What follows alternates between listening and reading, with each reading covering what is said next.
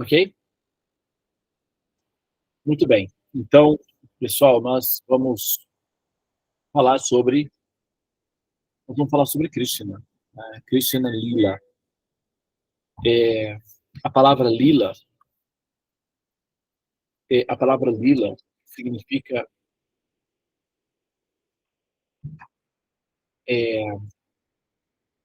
seria uma referência de uma palavra para o português. Nós utilizamos muito a palavra passatempos. Passatempos.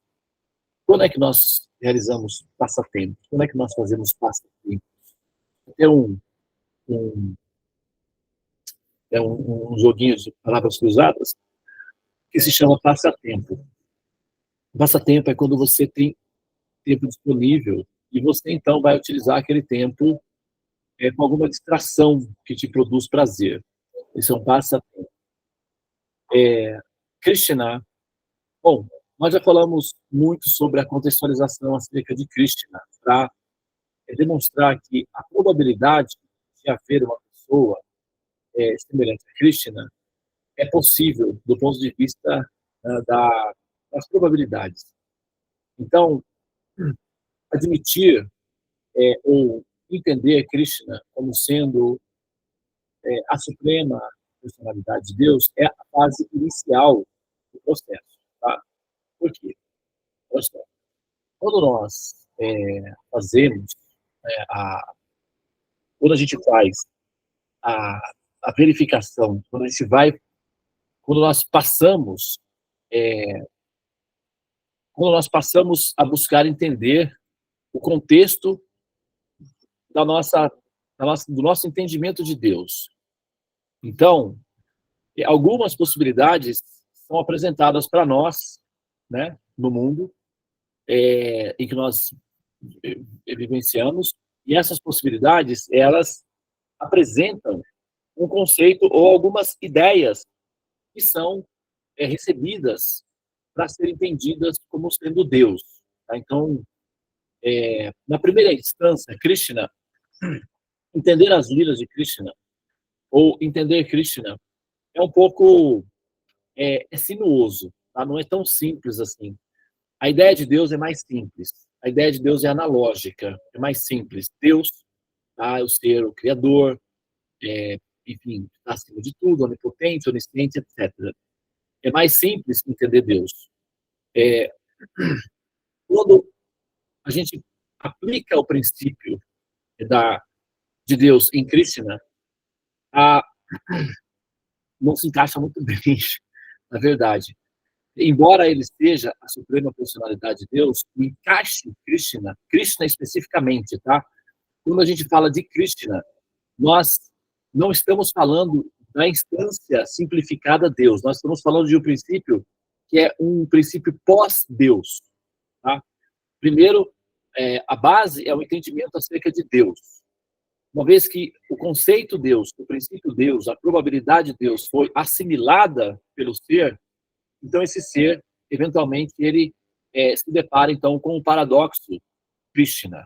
E esse princípio é um princípio que vem após a compreensão de Deus. Tá? As religiões védicas, ou os paradigmas védicos, eles foram criados, eles foram produzidos para atender à demanda de uma classe de intelectuais bastante complexa, né? São os sábios. Então, a cultura védica como um todo, ela é formatada para produzir homens e mulheres santas, ou seres sábios. E aí, para atender a demanda intelectual desse tipo de ser, você precisa de um sistema muito sofisticado de conhecimento para dar vazão e terapia ocupacional para mentes e inteligências muito exigentes, que são o caso dos sábios védicos. Então, para essas mentes muito exigentes, então o princípio Krishna é apresentado como um objeto, como o objeto de amor a ser conquistado. Tá? Então, é só para a gente entender, quer dizer, pelo menos conceitualmente, pelo menos ter uma ideia visual de que existe uma diferença entre Krishna e Deus. Apesar de Krishna, no ser Krishna, estar incluído o princípio Deus, ainda assim, devido ao fato de ele transcender ao próprio princípio Deus, então, em alguma instância, ele simplesmente deixa de ser Deus e passa a ser o summum bonum, que é o ser todo atrativo, objeto de amor para todos os seres. Então, vamos tentar entrar um pouquinho nesse campo aí, tá? A contextualização de Deus, nós estamos fazendo numa série de vídeos que vão ser apresentados para vocês em breve, que se chama o Teorema dos Sonhos, tá? Então, esse compêndio de informações pretende tem a intenção e tem o objetivo e a meta alcançável de dar uma definição coerente para o chamado paradoxo de Epicuro, tá? Que é o teorema de Epicuro, em que ele, então, apresenta a seguinte questão para ser resolvida no caso de o ser apresentar Deus como uma possibilidade. Então, ele faz a seguinte sugestão: se Deus é bom, onipotente, onisciente, inteligente e poderoso, então, qual é a necessidade da existência do mal e por que o mundo é criado sob tais condições em que o mal está presente? Então, ele apresenta essa tese esse desafio. Então, os teólogos e pensadores e filósofos da humanidade se debruçam diante desse desafio e tentam, então, apresentar as suas conclusões, né, acerca do assunto. E nós, como nós estamos falando acerca de Deus, como nós estamos ventilando, né, o conceito de Deus para as pessoas, então, nada mais justo que nós tenhamos, para essas pessoas que acreditam em nós, uma resposta coerente para essa questão, porque em algum momento, pode ser que essas pessoas, em algum momento, tenha também feito essa pergunta para si mesmo ou tenha se deparado com essa pergunta, com essa questão. Se Deus é bom, porque há o mal. Então, o problema do mal na questão filosófica de Deus é um desafio para todos os pensadores e sábios e teólogos, etc. E também para nós, evidentemente, né? Então, nós decidimos apresentar o Teorema dos Sonhos, que é a explicação védica coerente para dar uma equação para essa aparente contradição, quando, na verdade, é apenas um paradoxo. Então, o conhecimento acerca da natureza de Deus, acerca da sua possibilidade enquanto ser integral e, ao mesmo tempo, um ser inteligente e amável, é a primeira etapa da compreensão de Krishna.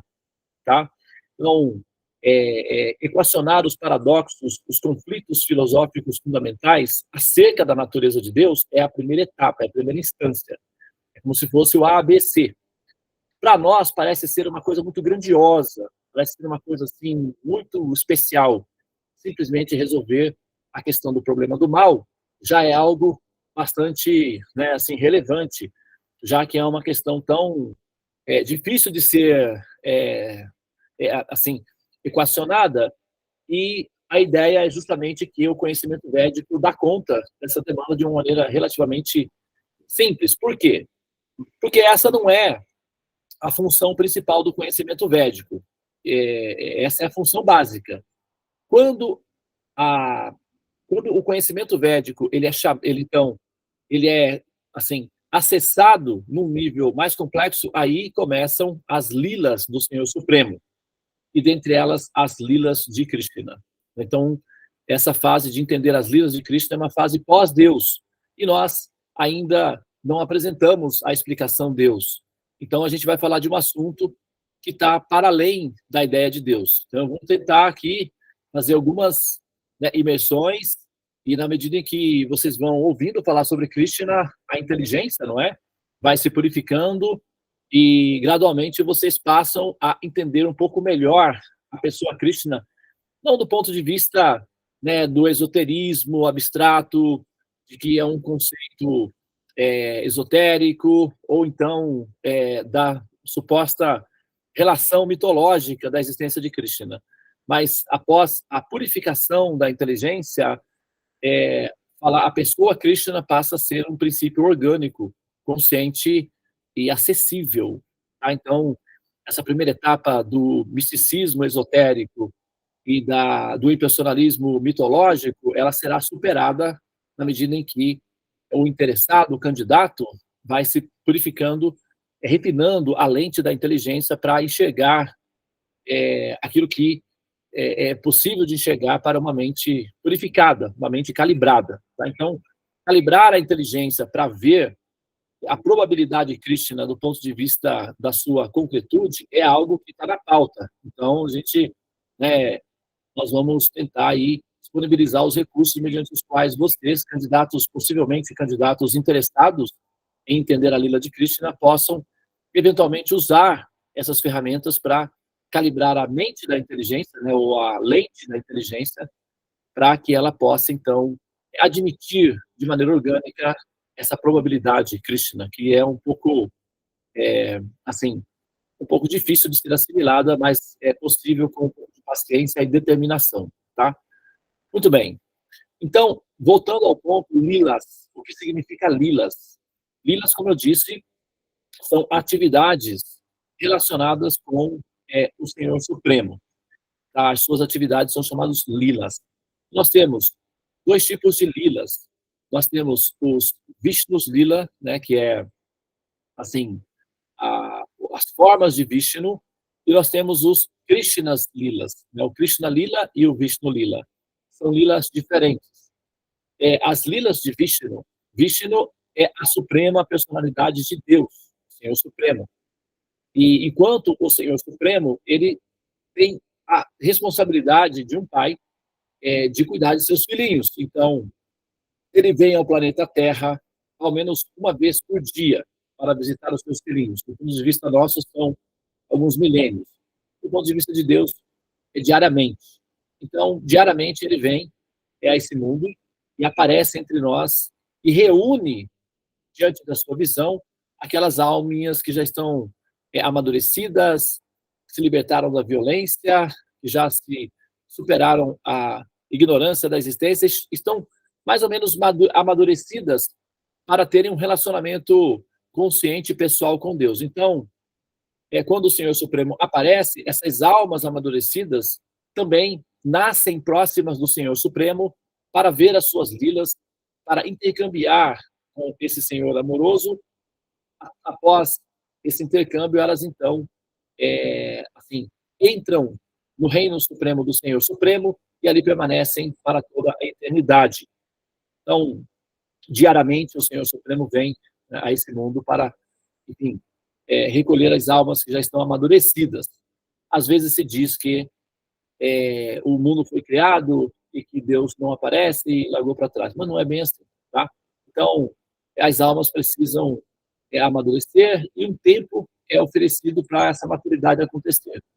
E quando o Senhor Supremo vem, ele vem com a função de recolher essas almas e ele deixa para trás o barco utilizado pelos outros sábios para atravessar o rio da ignorância. Então, os conhecimentos védicos ficam para trás, de tal forma que nós, candidatas, almas candidatas, possamos utilizar esse conhecimento para também fazer a mesma travessia, ou seja, amadurecer a ponto de sermos recolhidas ao lar, recolhidas ao Supremo e aí despertar eternamente nessa dimensão transcendente onde a bem-aventurança predomina, tá? Então, esse é o princípio Deus, ele tem consigo o Dharma, a responsabilidade de recolher, de resgatar, de amadurecer, de educar as almas. Essa responsabilidade é de Deus, tá? Ele é o Senhor original de todas as almas, ele se sente responsável por elas e a responsabilidade, de fato, recai sobre ele, porque ele é o Senhor Supremo, então essa responsabilidade é dele. Nós nos ocupamos em auxiliá-lo, porque compreendemos o sentimento do coração do Senhor Supremo e, motivados por compaixão a ele, nós nos ocupamos em auxiliá-lo no processo de resgatar as almas, né, de auxiliá-lo no processo de despertar as almas para esse intercâmbio amoroso. Então, o devoto do Senhor Supremo, quando o coração está purificado da letargia, ele sim sente compaixão de Deus, ele sente amor por Deus. O amor é inclusivista, ele não é separatista. Então, assim como nós amamos o nosso gatinho, nós amamos o nosso cachorrinho, nós amamos os nossos filhos, nós amamos as pessoas que nos são queridas, da mesma forma nós também amamos Deus, e nós o incluímos no campo do amor, porque o amor é inclusivista, ele não é separatista. E uma vez que o amor em si, ele é compaixão, portanto, nosso amor por Deus também envolve compaixão. Nós sentimos por ele compaixão. E devido a essa compaixão, nós entendemos que há nele uma ansiedade, um desejo de despertar as almas. Então nós, por compaixão e por amor a ele, nos ocupamos em auxiliá-lo nessa missão. Tá? Isso chama-se Dharma. Muito bem. Agora, essas são as lilas de Vishnu. Entretanto, entramos no campo da lila de Krishna. Aí as coisas mudam muito. Porque, veja bem, Krishna, ele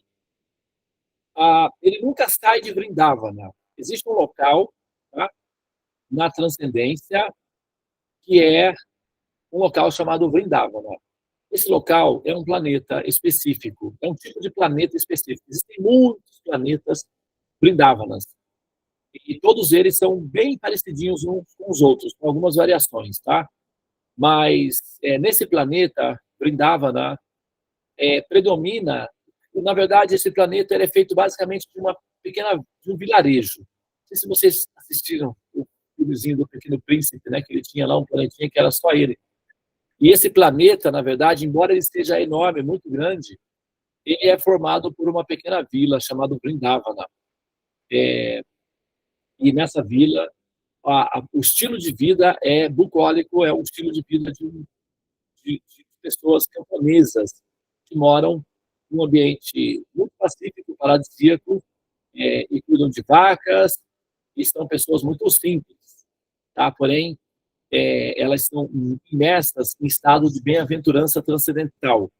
Normalmente, os habitantes desse planeta são sábios que fizeram muitas austeridades enquanto ascendiam aos céus, fizeram muitas austeridades e realizaram muitos mantras e se tornaram almas purificadas e liberadas da ignorância da existência material e foram admitidas no Krishna Lila quando essas almas desejam isso, porque também não é obrigado. A alma não é imposta à alma a obrigação de ir e imergir no Krishna Lila. Essa decisão é voluntária de acordo com a experiência mística que a alma tem na realização de Krishna. Então, algumas almas despertam amor por Krishna. E essas almas que despertam amor por Krishna, elas se tornam visíveis para Krishna. Krishna, como Krishna, a categoria Krishna, ele nunca sai de Vrindavana, ele sempre permanece em Vrindavana, então sempre que ele caminha, por exemplo, só para dar um exemplo aqui, simplificado, então se ele está aqui, né, se ele está aqui, vamos imaginar que isso aqui é Krishna, então Krishna está aqui, então se ele caminha até aqui, Vrindavana se expande mais para frente, se ele caminha até aqui, Vrindavana se expande mais para frente, então para onde Krishna vai, Vrindavana se expande para além dele. Então, ele nunca chega ao fim de Vrindavana. É o mesmo fenômeno para nós aqui no universo. É como um horizonte. Nós olhamos para o horizonte e pensamos, ali está o fim. Quando nós chegamos lá, o horizonte vai para mais para frente. Isso não termina nunca. É mais ou menos assim também com Krishna. Vrindavana é o equivalente de uma prisão de amor. Todos os habitantes de Vrindavana são almas liberadas que amam Krishna profundamente. E de tal maneira que elas não conseguem viver sem Krishna em nenhum momento. Então, a ausência de Krishna é muito doloroso para essas almas. Todas elas amam Krishna de uma maneira específica. Alguns amam Krishna com o amor de mãe. Ele tem uma mãe. E as mulheres mais adultas de Vrindavana, todas elas têm amor maternal por Krishna. Então, todas elas sentem que Krishna é o filhinho dela. Tem algumas almas que o amam como sendo um filhinho e a pessoa sendo um papai amoroso. Então, esse sentimento gostoso de ser o papai de um filhinho perfeito e estar imerso em amor, está presente em Vrindavana. Tem alguns que gostam de ser menorzinhos que Krishna para serem cuidados por Krishna, mesmo sendo amiguinhos. Então, como se fossem filhinhos de Krishna ou amiguinhos menores de Krishna. Tem amigos de Krishna que são iguais a ele, amigos de Krishna que são um pouco mais velhos que ele. Tem as meninas que são amigas, simplesmente amiguinhas de Krishna. Tem as meninas que são um pouquinho mais, assim, sensíveis ao erotismo feminino e aí sentem amor ou paixão por Krishna conjugal, desejam, assim, ter um relacionamento romântico com Krishna. São as gopis, consideradas meninas que são apaixonadas por Krishna. E existem também esposas de Krishna ou almas que alcançaram a posição de serem esposas de Krishna. Tá? Então, existem todas as formas de raças ou emoções relacionadas com Krishna, e essas almas, normalmente essas almas que vivem essas emoções, são almas que ascenderam e desejaram essas posições e recebem, então, de uma potência chamada Yoga Maya, a autorização para despertarem no reino de Deus sob formas equivalentes, para que, imersas nessas formas equivalentes, absorvidas ou absorvidas nessas formas equivalentes, demonstrem o humor equivalente a essas categorias equivalentes e passam a amar Krishna ou despertam amor por Krishna naquela modalidade específica. Por exemplo, uma alma que deseja ser a mãe de Krishna. Então, ela desperta em Vrindavana como sendo a natureza, como sendo mãe de Krishna. Isso tudo é possível. Agora, nesse momento, talvez seja um pouco abstrato para você, né, ouvir essas possibilidades, mas na medida em que, como eu disse, né, vocês vão se inteirando ou se interessando pelas lilas de Krishna, os aprendizados acerca de Krishna, então vocês vão gradualmente descobrindo as nuances relacionadas e os despertar do sentimento amoroso por Krishna gradualmente vai aparecendo. Todas as almas, absolutamente todas as almas, nós somos almas que alcançamos uma forma sofisticada em relação às formas primitivas, né? A forma humana é sofisticada em relação às formas primitivas. Em relação às formas pós-humanas, a forma humana é primitiva, tá? Eu não vou entrar em detalhes para explicar por que a forma humana é primitiva, porque isso vai causar uma certa tristeza para nós. Mas então vamos nos culpar disso daí. É só saber que é uma forma primitiva, por enquanto, tá? Mas acontece que, embora seja uma forma primitiva, em relação à possibilidade desse planeta, é uma forma muito sofisticada. E aí nós temos a inteligência humana. Mas com essa inteligência humana nós podemos entender o que nós estamos fazendo. Todas as almas, absolutamente todas as almas, possuem uma relação com Krishna, um relacionamento pessoal com Krishna, tá? Isso é intrínseco à alma, não é algo assim que a alma adquire com o tempo, não é assim. Todas as almas existem com uma relação específica com Krishna, tá? Essa relação específica com Krishna, ela pode ser acessada ou aceita ou não, mas a alma nunca perde essa possibilidade. Ela fica em stand-by, pode até ficar em stand-by eternamente, mas ela nunca perde a possibilidade, tá? É intrínseco à alma a possibilidade de que ela possa ter um relacionamento pessoal com Krishna, tá? E aí, na medida que a pessoa vai se purificando, claro, né, esse relacionamento pessoal com Krishna fica mais visível. E o processo mediante o qual o ser consegue chegar até esse nível de despertar o sentimento afetivo, amoroso por Krishna, chama-se Bhakti Yoga. Bhakti Yoga significa ação em amor. Bhakti significa amor, ou atitude de amor, serviços, né? Amor é servir. Tá? Então, aquela pessoa que diz, eu amo e tal, mas tem preguiça de servir, ou não tem atitude de serviço, é um amor egocêntrico, que significa, eu amo você dentro do meu mundo, mas eu não tenho forças para sair do meu mundo e cuidar de você. Então, eu tenho que trazer você para o meu mundo, para a minha bolha, porque aqui eu consigo te amar. Então, é um amor egoísta, né? O amor completo, ele é um amor que inclui atos de serviço, de cuidados amorosos ao outro. Então, isso é Bhakti. Bhakti Yoga significa serviços amorosos prestados para Krishna.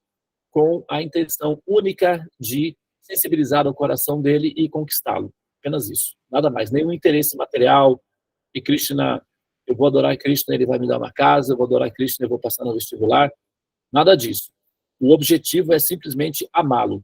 Quando a gente quer passar no vestibular ou comprar uma casa nova, então o assunto é com Vishnu, Deus.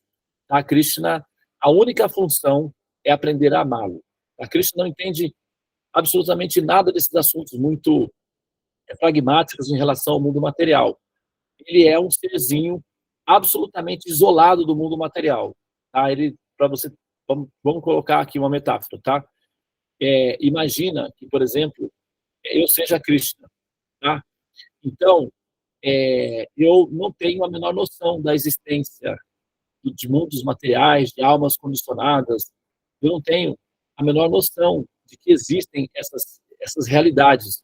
Porque se eu souber que existem almas aprisionadas, condicionadas no mundo chamado material, eu não vou querer ficar na Vrindavana absolutamente estática, em êxtase, e viver ali simplesmente negligenciando essas almas que estão nesse mundo material. Eu não conseguiria fazer essa operação. Eu, naturalmente, iria querer sair desse universo chamado Vrindavana. E se eu fizer isso, todas as pessoas que estão comigo sofrerão imensamente a dor da separação, e o mundo espiritual, que era feliz, se torna uma fonte de muita tristeza e desânimos existenciais. Tá? Então, o fato de Krishna ser uma realidade Deus, uma realidade, ele é potência Deus, ele é categoria Deus, mas sem a interação com o mundo material. Tá? A interação com assim chamado mundo material é feita com Deus. Deus, o Senhor Supremo, é que faz essa relação. O Senhor Supremo Deus é que está consciente do mundo material, que cuida do mundo material, que cultiva a colmeia, que são as almas, que amadurecem as almas, que recolhe as almas, que encaminham as almas para diferentes realidades transcendentes, diferentes planetas, diferentes possibilidades, mundos bem-aventurados, manifestos a partir do coração de Deus. Ele que faz toda essa parte logística da manutenção da existência. Krishna não entende de absolutamente nada disso. Imagina que Krishna é como se fosse um príncipezinho no palácio. Ele não sabe de nada, entende? Até porque a única coisa que Krishna entende é amor. Então, ele só compreende amor. Ele é ele é como se fosse, às vezes se dá um exemplo assim, de que Vishnu, o Senhor Vishnu, é Deus, é como se fosse o executivo na empresa. E Krishna é como se fosse esse mesmo executivo em casa brincando com os filhinhos.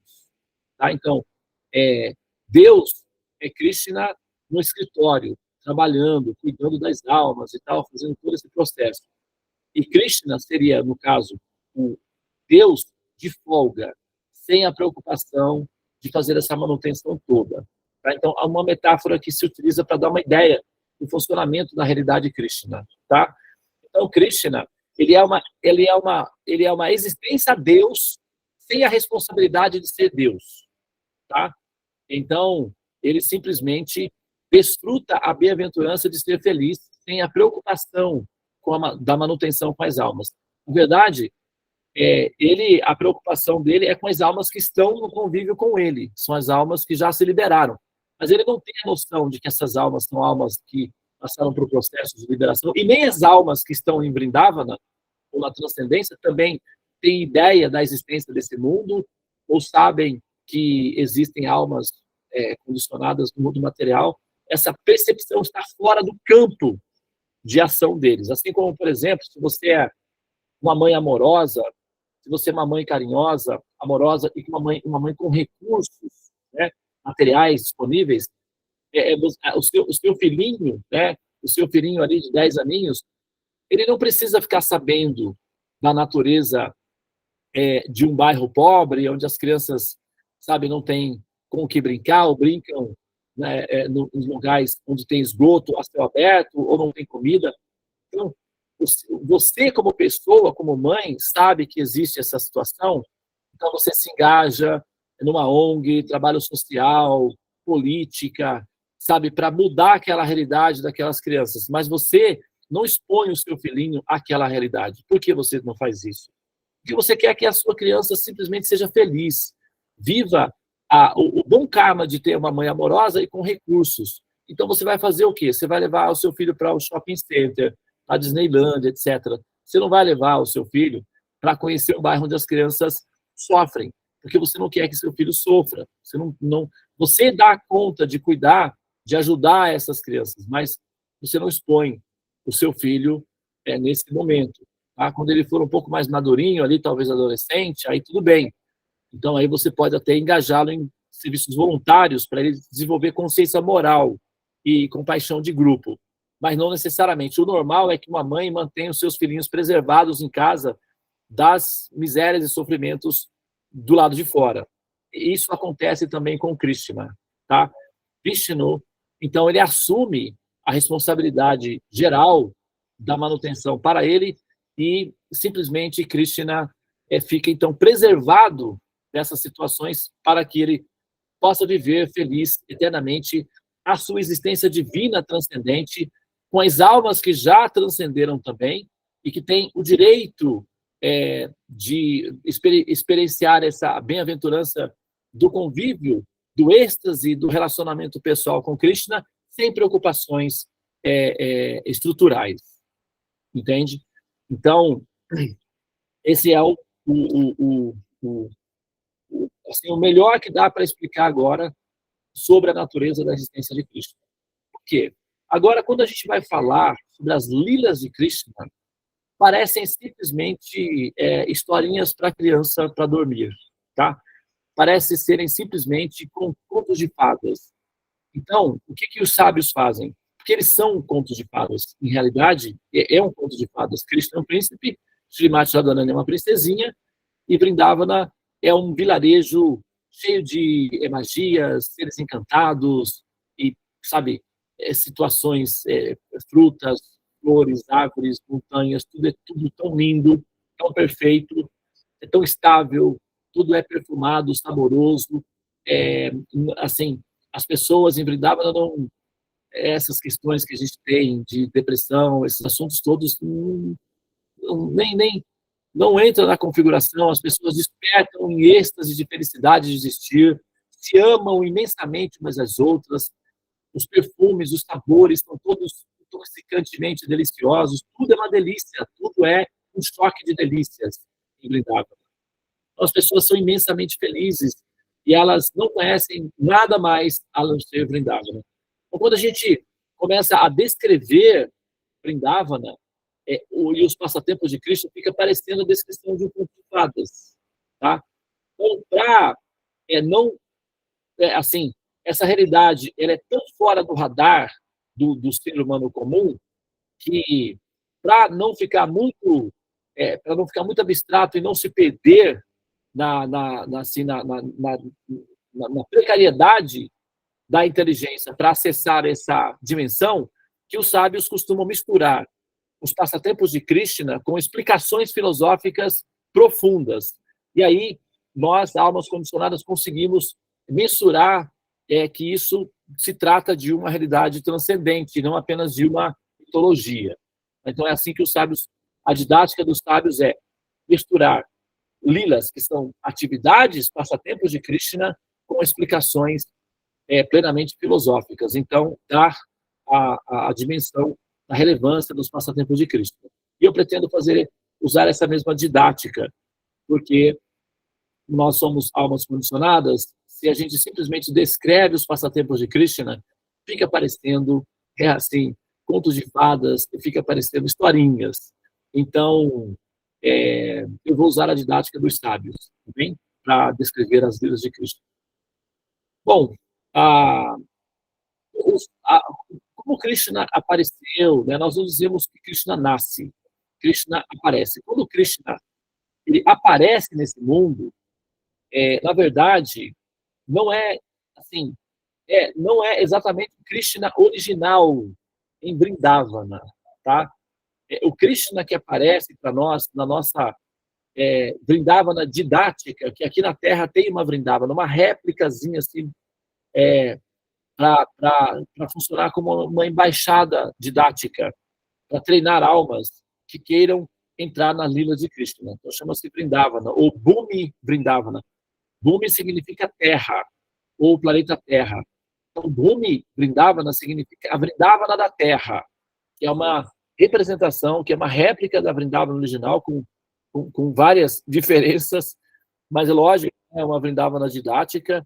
Então, as almas, elas aparecem, nascem nessa Vrindavana didática e aprendem a serem lilas com Krishna. Então, todo esse processo de explicar como Krishna apareceu nesse mundo, a questão filosófica do aparecimento de Krishna, está descrito, a gente já fez isso no ano passado, acho que o ano passado, está todo descrito nos Passatempos de Krishna. Tá? A gente tem no canal Cultura Seva uma playlist com o título Krishna Lila.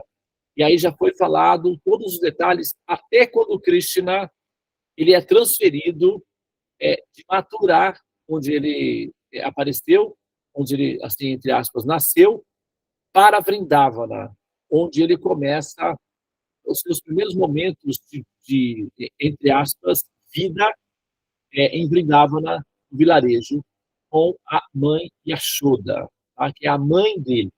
Bom, ela é a mãe adotiva, na verdade, de Krishna. A mãe, entre aspas, biológica é Devaki, e ele nasceu numa prisão. Tá? Então, depois ele é transferido para esse vilarejo chamado Vrindavana. Ok? E tudo isso já foi bem explicado nesses vídeos anteriores, eu não vou repetir aqui, porque senão a gente não sai dessa fase, né, estrutural e não vai para as lilas propriamente ditas, tá bem? Então a gente está, assim, até onde nós paramos, a Krishna, ele então nasceu em Mathura, na prisão, Devaki. A Yashoda, ela estava grávida em Vrindavana, e por arranjo da potência Yogamaya, Krishna nasce nesse palácio e depois ele é transferido para o ventre da mãe Yashoda, e o ser está no ventre da mãe Yashoda, que é uma expansão da potência chamada Yogamaya, é transferida para o ventre de Devaki. Então, faz uma troca de bebês no ventre. Tá? Não, a menina nasce e Krishna é trocado no ventre, mas assim, no momento do nascimento, eles são trocados. Tá?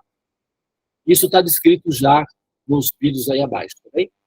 Então, nós vamos prosseguir a partir daqui. Nós vamos prosseguir agora a série do Krishna Lila vai começar a acontecer todas as quintas-feiras, nesse horário também, e nós vamos dar início a partir do ponto em que Krishna, mãe Yashoda, desperta e, de repente, tem um menininho já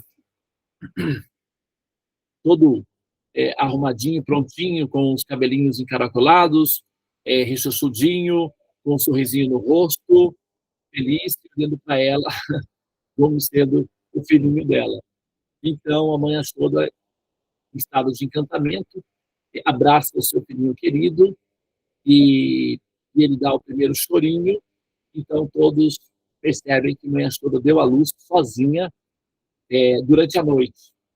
E, então, vem para auxiliá-la, e quando elas chegam para auxiliar a mãe Yashoda, na verdade, o Krishna já tinha nascido. Magicamente, mãe Yashoda estava totalmente normal, sem nenhuma indicação de sangramentos, e perfumadíssima, em estado de bem-aventurança, em êxtase. Então, as pessoas que chegavam, as mulheres que chegavam para dar assistência para a mãe Yashoda, nesse momento, se assustavam, porque quem tinha feito todo o trabalho de limpeza? Onde estavam os remanescentes de um nascimento, né, que normalmente envolve sangue, né, tecidos, roupas, etc., para dar assistência. Não havia nada, absolutamente nada. A mãe Yashoda não demonstrava nenhum sintoma de cansaço ou de estresse, ela estava completamente bem-aventurada, feliz, sorridente, sem nenhum sintomas de dores, absolutamente nada, não havia nenhum vestígio de sangue no ambiente, e o bebezinho lindo, limpinho, cheirosinho, já estava no colo dela, amamentando, feliz da vida. Então, elas ficaram todas espantadas quando entrou no quarto e viu aquela situação toda, e umas perguntavam para a outra quem tinha feito aquilo, e elas nem conjecturavam a possibilidade de homens terem feito aquilo, o Nanda Maharaj, o esposo dela, porque os homens eram proibidos de tocar na mulher nesse momento, durante o nascimento da criança. Somente mulheres podiam fazer isso, mas, finalmente, a criança estava ali, nascida naquelas condições, e então elas consideraram isso um ato divino, um sinal divino de que a Mãe Yashoda teria sido visitada por algum semideus ou por alguma divindade, e essa divindade teria realizado, né, o parto dessa criança durante a noite, sem a percepção dela. Então, elas consideraram isso um milagre, e, bom, então não tinha muito mais o que fazer, já estava tudo feito, elas simplesmente esperaram a Mãe Yashoda terminar de amamentar, e cada uma delas pegou Krishna no colo, e sabe como é, né? Mulheres, todas elas deram cheirinhos e fizeram carinhos no bebê, e olharam o bebê, e se encantaram com a beleza, a formosura, né? Para não, né? No olhar maternal seria a gostosura, né, daquele bebezinho gordinho, fofinho, cheirosinho e sorridente. Nada mais delicioso que um bebezinho sorridente, né? Quem já viu o bebezinho sorridente sabe como é delicioso pegar um bebezinho sorridente, olhar para o bebezinho sorridente, aquele cheirinho, né, que sai da boca do bebezinho.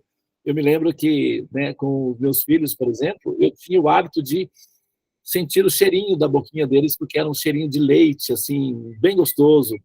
Então, eu amava sentir esse cheirinho. E, bom, as pessoas gostam, né? As mamães, principalmente, né? Desfrutam dessa maravilha. E Krishna era um bebezinho sorridente, gordinho, fofinho, e com os cabelinhos enroladinhos. Normalmente o bebê, né? Os indianos têm o cabelo liso, mas o de Krishna era enroladinho, todo encaracolado e bem brilhante, e cheirosinho e macio.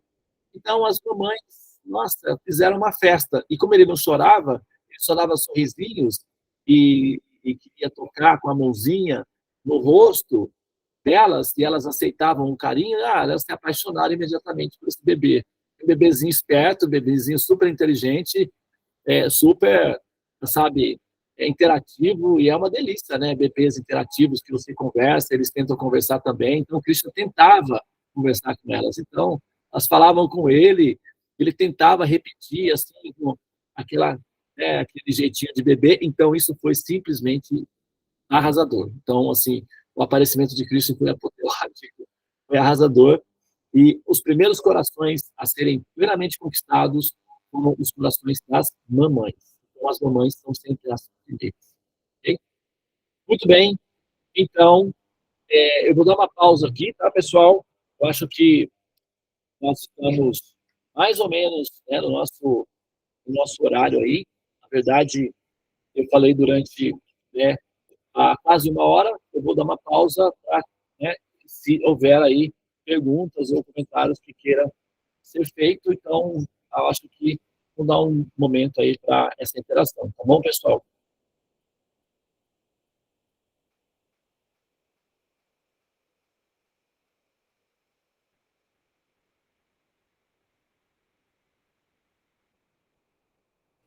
Alguém tem uma pergunta?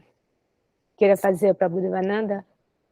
Se não houver perguntas, a gente encerra, tá, pessoal? Ou comentários. Eu tenho uma pergunta. Então, se Krishna ele é uma instância que é para além de Deus, e ele não vê o mundo material, ele só vê os devotos que são puros, que o amam. Então, qual é a nossa chance de poder ver Krishna, ou ter ele na nossa vida, presente na nossa vida, se manifestar na nossa vida?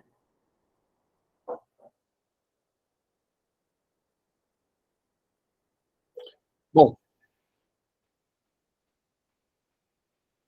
como eu disse, a primeira instância da relação se dá com Deus.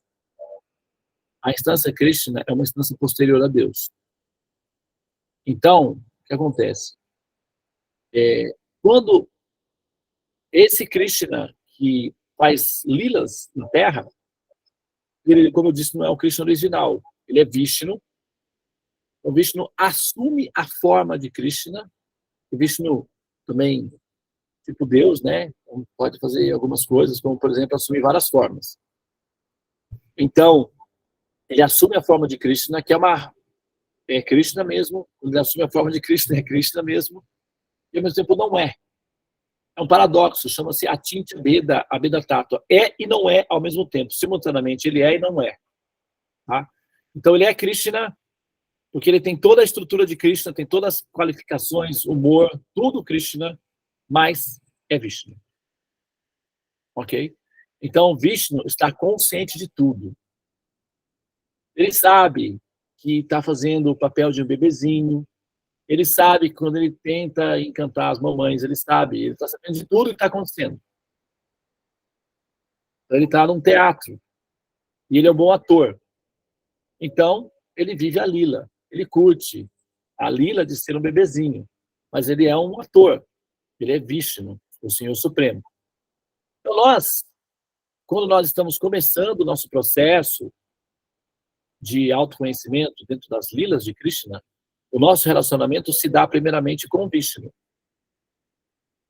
Tá? Então, na interação com Vishnu, ou na interação com Deus, nós desenvolvemos, então, como eu disse, a pureza no coração, ok? Que poderá nos levar até Krishna. O Krishna, como ele vive em Vrindavana, especificamente, existe uma instância, existe uma embaixada, vamos dizer assim, uma alfândega. Essa alfândega chama-se Yoga Maya, uma potência espiritual chama-se Yoga Maya. Essa potência espiritual é emanada de Vishnu. Tá? Então, essa potência espiritual ela é como se fosse uma neblina. Vamos colocar dessa maneira para poder entender. É como se fosse uma neblina. Depois da neblina, você tem assim, o palácio né, do príncipe e da princesa. Então, nessa neblina, essa neblina confunde as pessoas. As pessoas que entram nessa neblina, vamos imaginar que seja uma neblina mágica. As pessoas viram pássaros, viram árvores, mas nunca conseguem atravessar a neblina. Então, essa neblina mágica protege o príncipe e a princesa no palácio. Isso chama-se Yoga Maya. Então, a alma, quando vai desenvolvendo a sua relação com o Senhor Supremo, ela vai naturalmente, assim, sendo conduzida através dessa neblina, ou seja, através dessa potência Yoga Maya, até a outra instância. Quando essa alma está imersa em êxtase de amor por Krishna e conhecimento acerca de Deus, o conhecimento acerca de Deus desaparece do contexto e passa a predominar apenas a ansiedade de amor por Krishna. Então, inicialmente, a alma ela é saturada de amor, de respeito, de reverência, de conhecimento acerca de Deus, ou Vishnu. Na sequência, então, é que essa alma ela é gradualmente levada ou induzida pela Yoga Maya até essa outra instância, que é a instância Krishna. Nesse caso, quando o ser entra em contato com essa dimensão Krishna, ela rompe o contato com a dimensão Deus. Então, a alma liberada, na realidade transcendente, ela nunca vê Krishna como Deus. Ela sempre vê Krishna como sendo o filhinho dela, o amiguinho dela, né, ou o menino que ela ama, ou o esposo dela. Nunca as almas, ou o papai dela, mas as almas liberadas em Vrindavana, elas nunca veem Krishna como sendo Deus. Não está na configuração ver Krishna como Deus. Tá? Agora, nós primeiro desenvolvemos ternura pureza e compaixão de Deus. Para desenvolver compaixão de Deus, requer uma logística de entendimento da mente e da realidade de Deus. É preciso compreender essa probabilidade, esse princípio, é preciso compreender esse ser, seus motivos, suas inspirações, suas aspirações, suas fragilidades. Ah, mas Devananda, Deus tem fragilidades? Bom, quem sabe? Né? Quem sabe tem. E se tivesse? Você deixaria de amá-lo? Se você descobrisse que Deus tivesse alguma fragilidade, ele já deixaria de ser amável? Quer dizer que quando a gente descobre alguma fragilidade em uma pessoa, essa pessoa deixa de ser amável? Ou seja, agora, Deus ele tem a obrigação tirânica imposta de nós sobre ele de ser never frágil, jamais frágil. Então, nós o obrigamos a ser sempre Deus. E o pobrezinho aceita essa condição, porque, afinal de contas, ele é Deus. Então, ele pode fazer tudo, inclusive ser never, jamais frágil. Mas o que acontece é que, quando entra o princípio do amor, as coisas mudam muito. As regras mudam bastante. E, dentro do campo do amor, é possível que algumas fragilidades de Deus sejam reveladas. Tá? Porque a pessoa que o ama saberá compreender isso sem que isso interfira no relacionamento de amor. Pelo contrário, aumenta a intensidade de compaixão por ele. Tá? Só que, claro, essas instâncias são muito abstratas, porque nós estamos acostumados com uma ideia de Deus tão violenta ou tão assim humanizada que acaba que a gente não consegue realmente, sabe, interagir com esse princípio de uma maneira natural. A vantagem dos conhecimentos védicos é que nós temos, através do conhecimento védico, a possibilidade de uma aproximação mais natural com Deus, mais normal, porque o conhecimento nos permite compreendê-lo de uma maneira menos impositiva, menos tirânica. O conhecimento védico nos permite ter uma compreensão de Deus mais realizável, mais entendível ou mais coerente. E essa coerência, essa sutileza emocional compassiva na hora de compreender Deus do ponto de vista intelectual permite uma visão dócil desse ser, né? Então nós deixamos de obrigá-lo a ser forte, bruto e cruel, e, enfim, nós assim permitimos que esse ser possa ser um ser suave. Então, nesse momento, né, é possível amá-lo. E, né, quando se ama esse ser, então, se você tem conhecimentos acerca das realidades disponíveis, adjacentes a esse ser, ou seja, os mundos possíveis ligados a esse ser, então, naturalmente, é possível que as curiosidades acerca desses mundos também apareçam no amante desse ser. E uma das possibilidades é a possibilidade Krishna. Embora haja infinitas possibilidades, a possibilidade Krishna é a possibilidade assim, mais dócil, mais perfeita, mais aprazível, mais desejável para a alma supremamente realizada. Então, essa aproximação se dá através de ouvir sobre Krishna, primeiramente. Então, essa é uma forma de se aproximar, porque aí começa a curiosidade. Nossa, mas, espera aí, tem Deus, depois tem Krishna. Confuso isso. Isso é muito estranho. Eu nunca ouvi falar que tem Deus. Então, Krishna não é Deus, mas, ao mesmo tempo, Deus não é tudo. Então, como é que tem alguma coisa depois de Deus? Então, essas curiosidades intelectuais acabam atraindo acabam atraindo a alma para a pesquisa acerca de Krishna. E, eventualmente, essa alma curiosa acerca de Krishna acaba sendo fisgada de interesses amorosos por ele. E aí, nesse ponto, ela consegue ver a distinção que existe entre Deus e Krishna. E ela fica muito feliz de haver Deus. E, ao mesmo tempo, ela está plenamente encantada de amor por Krishna. Obrigada, Devananda. Se eu fugir muito da sua ideia aí, da sua intenção, acredito que... A Júlia quer falar alguma coisa, Júlia? Boa noite a todos, boa noite, Prabhu. Excelente. Então, quando a gente está fazendo, então, Prabhu, um Mahamantra, porque aí a gente ainda não tem essa relação direta com Krishna, certo? A gente está num processo. Uhum. Então, quando a gente canta o Mahamantra, entre aspas, a gente não consegue cantar diretamente para ele nesse início. A gente está fazendo esse processo, mas ainda não diretamente com ele, é isso? É uma forma indireta, é um caminho mais no qual a gente ainda está, como eu posso dizer, chamando, clamando, né? Porque assim, não tem esse contato, né? Ainda, né?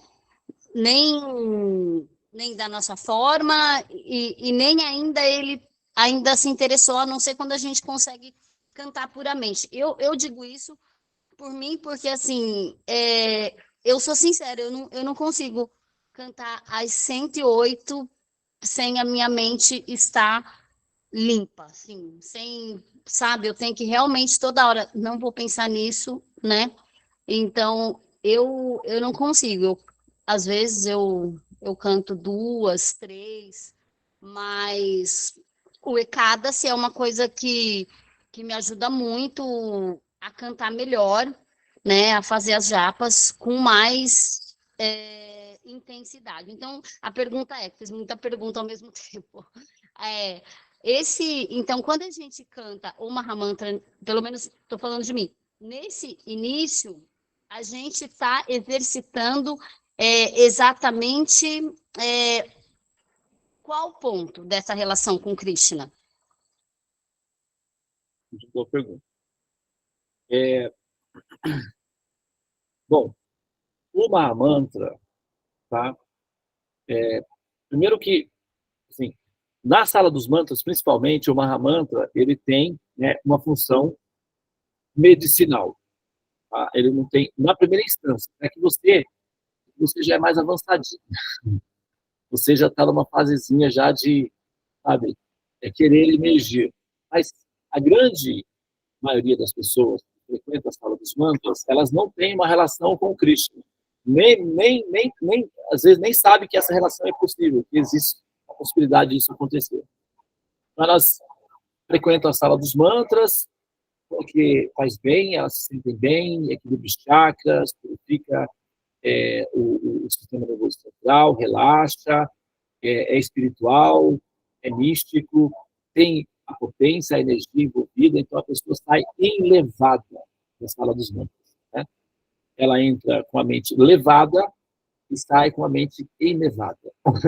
Tem isso, sabe que você tem essa palavra levada, né? Levada significa assim, meio travessa e tal. Então a mente entra levada e sai dali elevada, ou seja, evoluída, né, purificada. Então, a ideia da purificação do ser, da evolução do ser, do sentir-se purificado, é um êxtase do modo da bondade. Tá?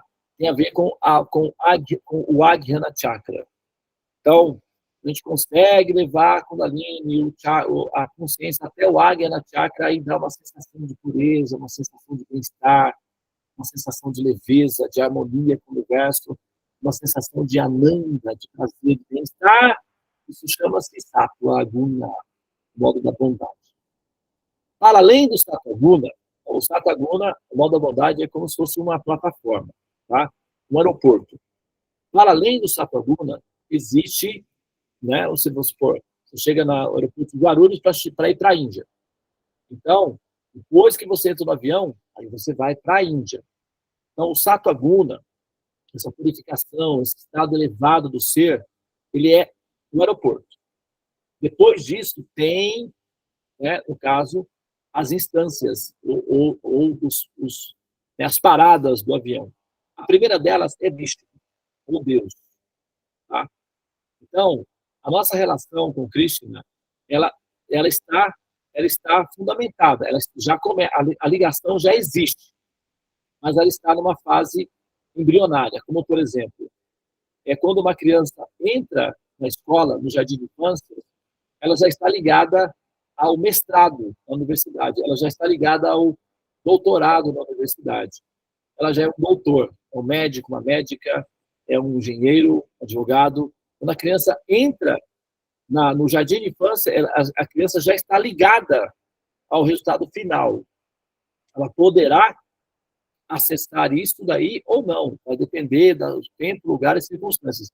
Mas toda criança no jardim de infância já está linkada com a ponta lá na frente, que é ser um doutor em filosofia, um doutor em medicina, um doutor em agricultura, etc.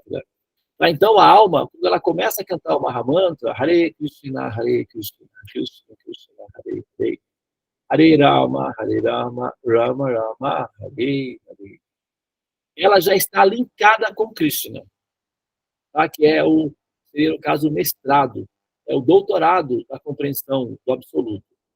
Mas algumas almas alcançarão esse nível, outras não. Tá?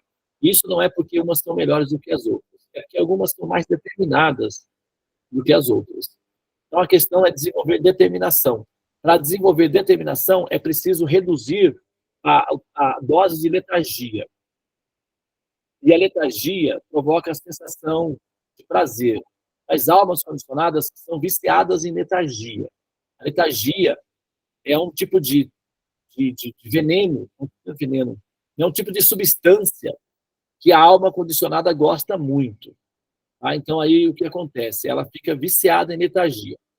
E a letargia, ela tem a origem dela na palavra let, no inglês, né? Que significa deixar. Por exemplo, let me go. Né? Então, assim, let significa deixar. E letal significa morrer. Ou deixar, né? Desistir de viver. Ou letal quer dizer morrer. Então, letal significa fatal. E letargia vem de uma condição fatal, de uma condição de morte, de uma semi-morte ou de uma preparação para a morte. Então, o ser, primeiramente, a relação com Krishna passa pela desintoxicação da letargia. Só depois que o ser está desintoxicado da letargia, do êxtase das sombras, do desejo de permanecer na ignorância, do prazer da ignorância, quando o ser exercita, primeiro ele força um pouquinho, né? Mas depois ele aprende a sentir prazer no cultivo de conhecimento acerca de Deus, no cultivo de conhecimento acerca de Krishna. Quando ela começa a desenvolver esse prazer, ela então é porque ela já está eventualmente saindo da letargia. Não há como sentir prazer em Krishna em estado de letargia, é uma ilusão, é uma vaidade. A primeira etapa é liberdade da letargia. Para isso, o sadhana significa despertar pelas manhãs, banhar-se, preparar-se filosoficamente, mentalmente, emocionalmente para fazer os mantras. Todo esse processo é saudável para auxiliar a alma a superar a letargia, que é a condição letal, que é a condição de morte. Por isso que faz com que ela renasça no mundo dos mortos, que é o mundo dos humanos. Então, ela precisa, primeiramente, livrar-se dessa doença chamada letargia. Então, ela tem que buscar uma forma de superar isso daí. E como é que ela faz isso? A gente sabe que ela vai precisar de ajuda, ela não tem a menor ideia de como é fazer isso. Então, nós apresentamos o sadhana. O sadhana auxilia a alma a livrar-se da letargia, tá? Que é o êxtase do sono, o excesso de sombras. E aí, num estado desperto, ou consciente de si mesmo, enquanto ser que domina os próprios sentidos, então, ela passa a investigar os temas acerca de Deus, e com isso ela compreende a natureza, a mente e a complexidade do princípio Deus, a ponto de despertar no coração compaixão desse ser. Tá? E nesse momento, quando a alma sente compaixão de Deus, é que ela, então, ela é apresentada a Cristo. É uma instância bem posterior, é isso mesmo. Mas, quando você canta Hare Krishna, você já está linkada com Krishna, você está ligada a Ele. E, eventualmente, você pode sentir pequenos lapsos de ternura vindo dele, mas são chamadas como se fossem amostras grátis para incentivar a alma a progredir no caminho, porque atrás dessa gota existe um oceano à disposição. Então, a alma, embora ela não esteja apta a viver essa experiência de Ananda, algumas gotinhas de Ananda são oferecidas durante o cantar do Mahamantra para estimular a alma a continuar desejando esse prazer. E, assim, lutar para controlar a mente faz parte da terapia, sim. Tá? Então, é importante mesmo manter isso daí. Isso significa determinação e aprender a conduzir a mente, a controlar a mente, conversar com ela durante o Mahamantra. Não, vamos ouvir sim. Ah, mas eu não quero ouvir. Não, mas é preciso ouvir. E por que é preciso ouvir? Me prove que é preciso ouvir. A gente, aqui essa confusão toda, é só cantar Hare Krishna, mas eu não quero. E aí vai, esse diálogo vai que vai. Não, mas tem tanta coisa importante. O gato está lá na rua ou não está? Entende? O carteiro chegou ou não chegou? E aí, como é que vai ficar essa história aí da vizinha ali que está com um galho que está sujando a sua calçada? É infinito né, as conjecturações da mente. E você vai o tempo todo, mas e o Mahamantra Hare Krishna, Krishna Krishna, Hare Hare? Ou você só fala isso? Sim, é isso que eu falo. Então ouça, Hare Krishna. Ai, ai. E aí, você vai aos poucos vencendo a mente pelo cansaço. Ela vai assim, se eu ouvir um pouquinho, você me deixa em paz? Claro. Aí ela vai ouvir um pouquinho o Mahamantra para você deixá-la em paz, para poder fazer o que ela quer. Ela está acostumada a fazer. Então ela vai se acostumando. Aí que ela começa, até que não é tão ruim assim, não.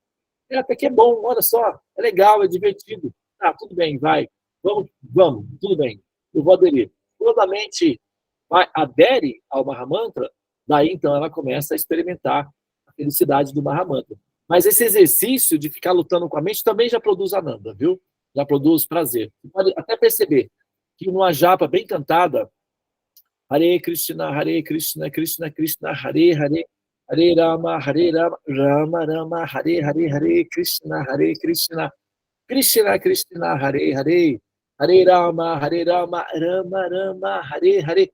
Uma japa bem cantada, quando termina de cantar a japa, dá aquela sensação de bem-estar.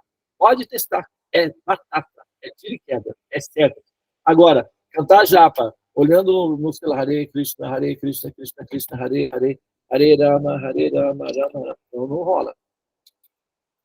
Você tem que parar e cantar mesmo. Entendeu? Tem que se integrar mesmo. Esquece tudo, cachorrinho, o mensagem da Austrália com o canguru pulando, esquece tudo. Foca no mantra. Trabalha a mente. E assim, de olho fechado, bem concentrado, quando terminar o Mahamantra, a sacerdotisa fizer o último mantra, Hare Krishna, Krishna Krishna, Hare Hare, Hare Rama, Rama Rama, Hare. Tenta o mantra.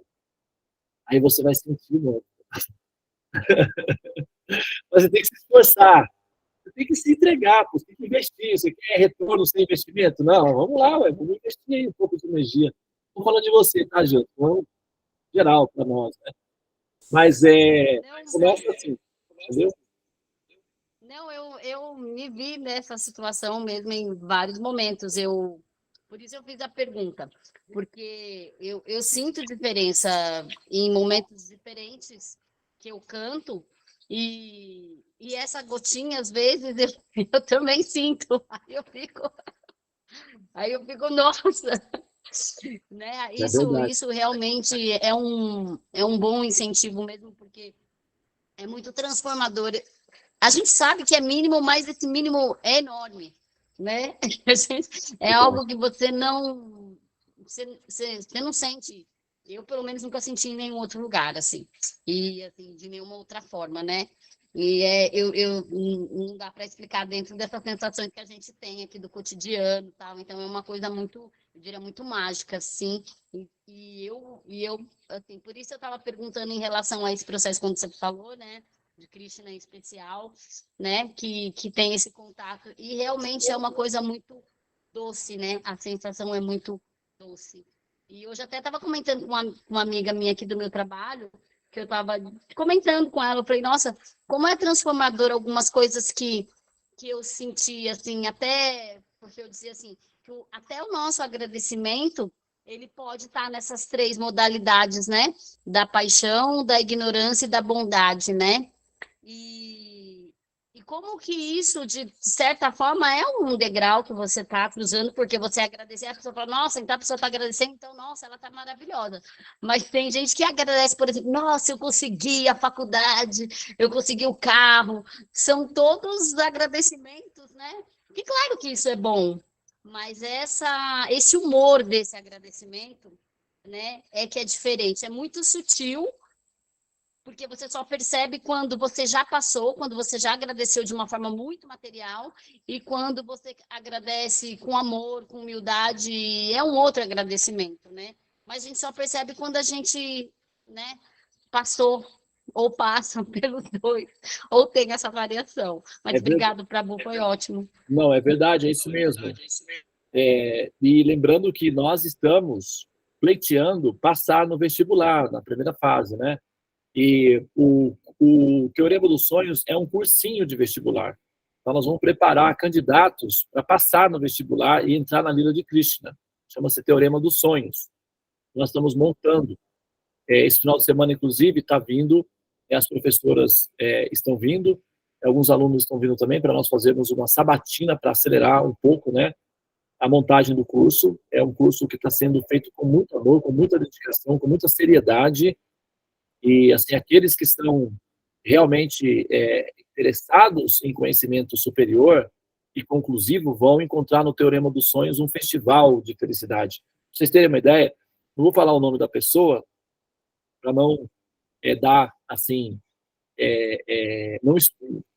não seria ruim, mas eu não vou mencionar o nome da pessoa. Teve aqui no nosso espaço, acho que 2 semanas atrás, uma pessoa, um dos meus alunos, né, nossos alunos e pacientes do MAPA, dá uma cerimônia de fogo. E esse paciente, por acidente, se deparou com a versão antiga do Teorema dos Sonhos, que chama-se Cosmologia Védica e a Origem do Mal. Está no meu canal no YouTube. Essa versão é uma versão, é a primeira versão que eu fiz de emergência para só preservar o conhecimento. Agora a gente está refazendo ela completa, né? Estudando essa versão e refazendo essa versão. E essa pessoa, ao ter contato com esse conhecimento, no dia que ela falou para mim, olha, eu estou assistindo aos vídeos da Cosmologia Védica e a Origem do Mal. E eu nunca imaginei que pudesse haver uma explicação tão perfeita, singela, e que produzisse em mim tanta felicidade e amor a Deus. E chorou, simplesmente chorou na minha frente. Chorou como uma criança e agradeceu imensamente. Devananda, você não sabe o bem que você fez ao ter produzido esses vídeos. Você não tem ideia de como isso é libertador, de como isso é transformador. Eu tenho um pouco da ideia, assim, de como é, porque eu próprio já passei pela experiência, né, de ter a interação do conhecimento e essas catarses de êxtase de amor também eu vivenciei, né, algumas delas. Mas, assim, o resultado do efeito que dá compreender Deus na perspectiva mais bem elaborada ou de forma mais adequada, dá uma libertação, um sentimento maravilhoso de libertação, de felicidade de conhecimento. Tá? Então, assim, aqueles que buscam realmente compreender Deus na sua dimensão védica, vai encontrar no Teorema dos Sonhos um abrigo seguro, o colo da mãe, sabe? Um amor verdadeiro, vai encontrar, sabe? Vai encontrar todos os tipos de bem-aventuranças, de realizações de felicidade. Ele é um pouco exigente, né, no começo, a pessoa, né, tem que se esforçar um pouco para superar a letargia filosófica, que ele exige, ele gera uma pressão neurológica no ser, e aí é comum que também, né, a pessoa, sabe, sinta o impacto da pressão e não consiga ir adiante, isso pode acontecer, mas aqueles que são determinados e querem realmente compreender esse assunto de uma vez por todas, vão encontrar no Teorema dos Sonhos aquilo que estão buscando. Tá? E a gente está preparando com muito amor, com muita dedicação, esse cursinho de vestibular para o Krishna Lila, porque depois que vocês entenderem o teorema dos sonhos, compreenderem a natureza de Deus, amar Krishna vai ser algo muito mais fácil. Tá bem? Muito bem. Então, David, você quer falar alguma coisa para a gente encerrar? Eu queria agradecer todo esse conhecimento que você transmitiu, foi fantástico. E eu acho que foi muito bom, né? Porque a maioria das pessoas aqui não conhecem a respeito né, da realidade de Krishna, então foi muito legal. Se você quiser, eu posso falar o nome dos participantes que estão aqui? Por favor. E lembrando que a playlist, né? Nós temos uma playlist que está aí no nosso grupo, no WhatsApp, e você clicar nessa playlist, você vai entrar diretamente na playlist onde tem todos os vídeos pontuando o aparecimento de Krishna, os motivos pelos quais Krishna apareceu, todos os detalhes. Deve ter uns 10 vídeos lá já gravados, só tratando sobre os motivos que levaram Krishna a aparecer, né, nesse mundo. Tá bom? Então, hoje participaram desse encontro mágico Prabhudevananda, Bianca Moro, Bhaktin Tulasi Devi, a Cláudia, a Daniela Carvalho, a Eva, a Gabriela, a Júlia Martins, a Carolmila, a Márcia Regina, a Thalita, Valci Ribeiro, a Vanessa Dortas, a Vânia e eu, Yogamaya Devi. Hare Krishna. Hare Krishna. Muito bem, então. Boa noite a todos, tá? E a gente volta a se ver no Krishna Lila na feira que vem. Hare Krishna. Hare Krishna. Obrigada.